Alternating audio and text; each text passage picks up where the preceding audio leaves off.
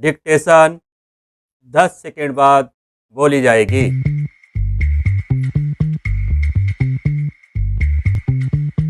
5 second. Ready, start.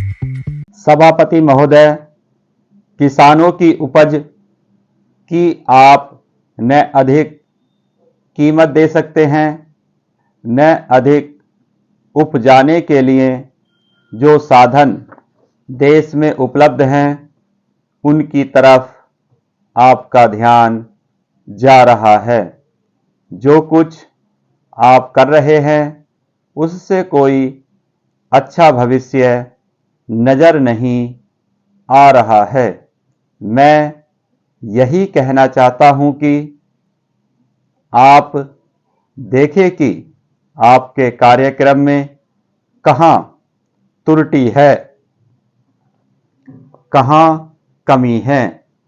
आपने कर लगा रखे हैं, आपने जो कर लगाए हैं वे तो लगाए ही हैं। हमारे प्रदेश में तो जमीन पर 25% ज्यादा कर भी लगा दिया गया है। इतना बोझ अगर किसान पर होगा तो उसकी कमर टूट जाएगी। वह पहले से टूटी जा रही है, लेकिन वे इन करों को देने के लिए भी तैयार हैं। यदि आप उस तरह के साधन उन किसानों के लिए तैयार करें। हमारे उत्तर प्रदेश के कुछ जिले हैं, पूर्वी जिले हैं, जहां पर बहुत बुरी स्थिति है।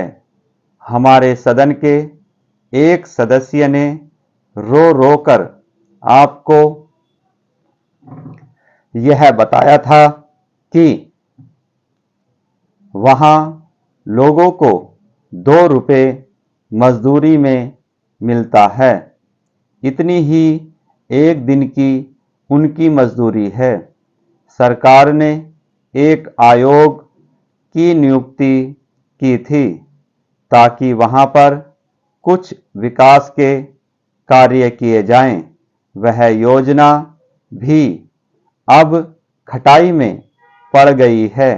आपका ध्यान इन समस्त चीजों की ओर कैसे दिलाया जाए, कैसे आपका ध्यान इन सभी कठिनाइयों की ओर आकर्षित किया जाए, समझ में नहीं आता है।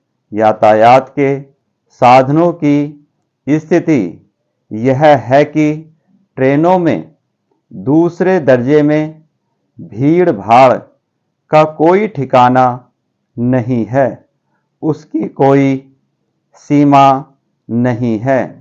हर रोज ऐसा मालूम पड़ता है कि कोई मेला चल रहा है। आपके पास अच्छे इंजन हैं, अच्छे गति वाले इंजन हैं, लाइन भी अच्छी है, तो क्यों नहीं दूसरे दर्जे के अधिक डिब्बे लगाए जाते हैं। लोगों को कुछ सुविधा मिल जाए, वह काम नहीं किया जा रहा है। आपको किसान की, देहात में रहने वाले आदमी की मजदूरी की परवाह नहीं है, जो समस्त कठिनाइयों को झेलता है। आपके सारे कार्यक्रम को पूरा करने की उसमें कहां से शक्ति आएगी, कैसे वे अधिक अन्न उपजाकर आपको दे सकेंगे। आप इन सब पर सोच विचार करें। आपने बड़े बड़े फॉर्म बना दिए हैं, क्या उन्हें आपके फॉर्म से कोई लाभ मिल रहा है? सभापति महोदय, सरकार ने कई कृषि फार्म खोले हैं। क्या ये फार्म घाटे में नहीं चल रहे हैं? अगर सारे खर्च जोड़ दिए जाएं, बड़े बड़े अधिकारियों के वेतन जोड़ दिए जाएं, तो पता चलेगा कि सारे ये कृषि फार्म घाटे में चल रहे हैं।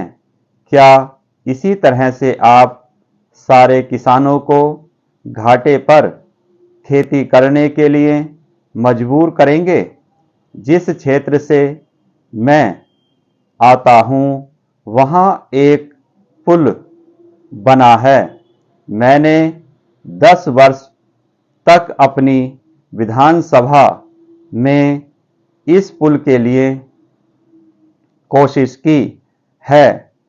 जिस दिन से मैं यहाँ आया हूँ, बराबर उसकी चर्चा करता आ रहा हूँ, बराबर कोशिश कर रहा हूँ।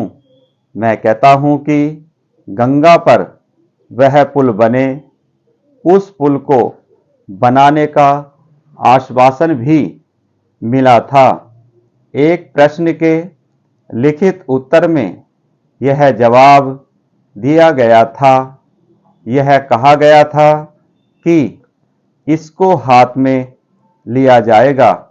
अब मालूम हुआ है कि उस योजना को उठाकर ताक पर रख दिया गया है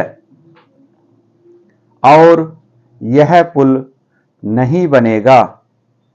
इन लोगों ने क्या कसूर किया है, यह मैं आपसे जानना चाहता हूँ।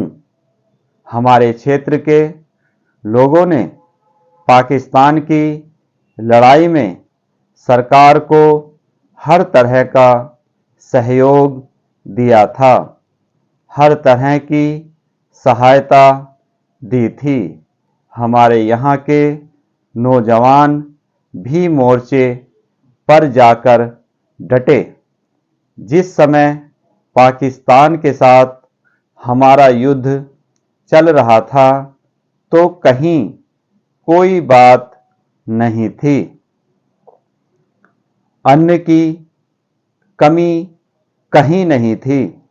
अन्न की कमी भी हमारे विरोधी साथी पैदा करते हैं, जो यह चाहते हैं कि सरकार असफल हो जाए। ये लोग जो कहते हैं उसको आप समझें।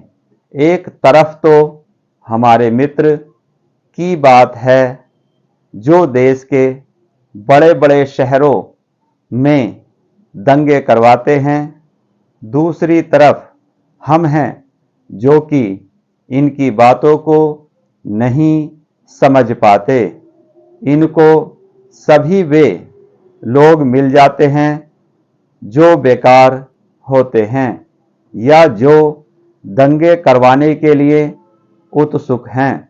इसलिए सरकार का इन सारी चीज़ों की तरफ ध्यान जाना चाहिए और उसको सोचना चाहिए कि क्या तरीका इन सब से बचने का हो सकता है।